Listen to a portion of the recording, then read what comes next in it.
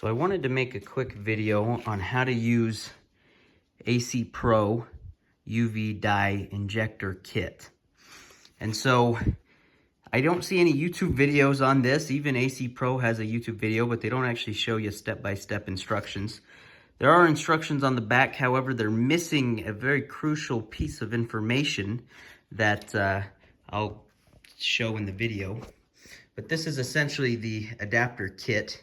You've got this little piece and then this. So this is what hooks onto the low side of the vehicle's AC system. And then you've got this cylinder right here that you will put the UV dye in. This is sold separately. And on there they do have marks of how much you put in. I think you could probably use this up to 3 times. Once you hook that up, put the UV dye in, you'll take this piece and you can see it just screws onto the top of it. And this is what's gonna hook onto your refrigerant. The way this refrigerant works, and I'm sure they all work the same. I've got another brand here. Is once you hook it up, you know, you'll check to see, you'll look at the gauge, you'll pull the trigger, and you'll shake this back and forth for about 10-15 seconds. Let go of the trigger, look at the gauge, see where it's at, and just keep doing that until you're in the filled section. On my car, it has to be over 40 before both sides of the car gets cold enough. That's just how mine works. So, trial and error. You can see I UV dye everywhere because the instructions did not tell you, so this is my low side. The instructions did not tell you that there shouldn't be any refrigerant in the system. So I had everything hooked up. I put this on and all it would do, it wouldn't let me even attach it. All it would do is let all the refrigerant out, created pressure, and pretty much all the UV dye exploded everywhere. So to release all the refrigerant out is, there's a Schrader valve, kind of like on a bike tire rim. You know, you can take a little screwdriver and put it in there, or you could probably just use this piece and just press right there and it'll let it all out. And then once it's all out, then you'll be able to put this on properly. With refrigerant in there, I was not able to do that. Okay.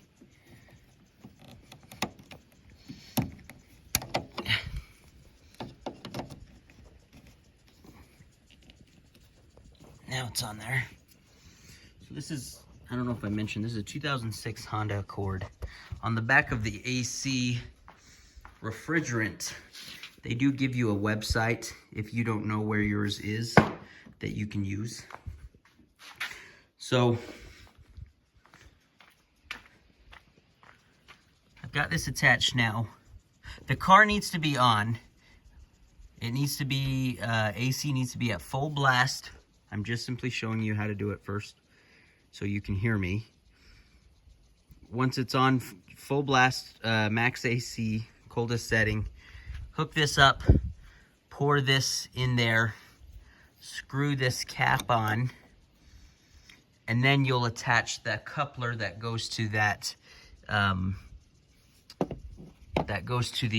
refrigerant canister.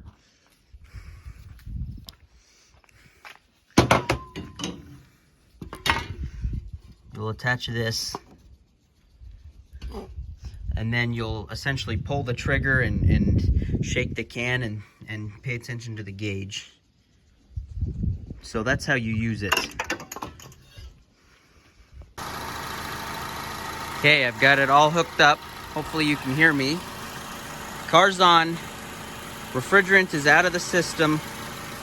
Max AC, coldest temperature. Coupler's on. I've got UV ray dye in here, or UV dye. Screwed this little cap back on. Now I've got this here, and you can see that there's no pressure in there. So I'm gonna pull the trigger, shake this can every 10-15 seconds until it's into the green section. For my car, when it's around 40 is when it's fully the coldest. Under 40, one side will be cold, but the other one won't. And so let's do this. Shake the can.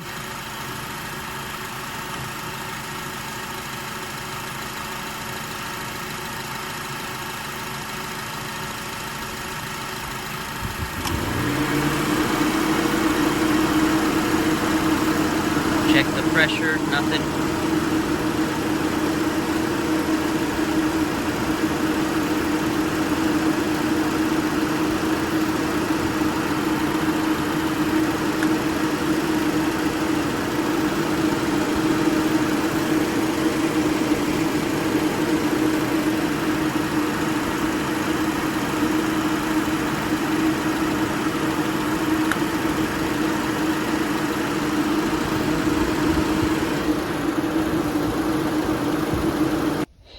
Okay, so I've got a black light here, and just inspecting everything. You'll see some stuff right here just because that's where my accident was prior. I've inspected that, and that's just from my past experience following the directions that were terribly written. But anyways, looking at the lines back there, going to the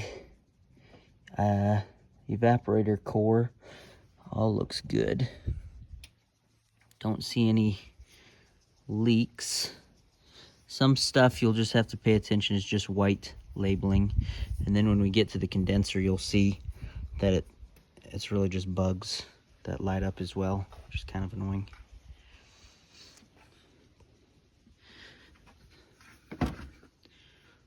So if you look down there, I believe this is where it's leaking at. I might have to do more investigation because my refrigerant leaks out really, really fast. And I feel like this one hose right here, this one hose right here, I wouldn't think would cause it to leak out pretty much daily. I've had to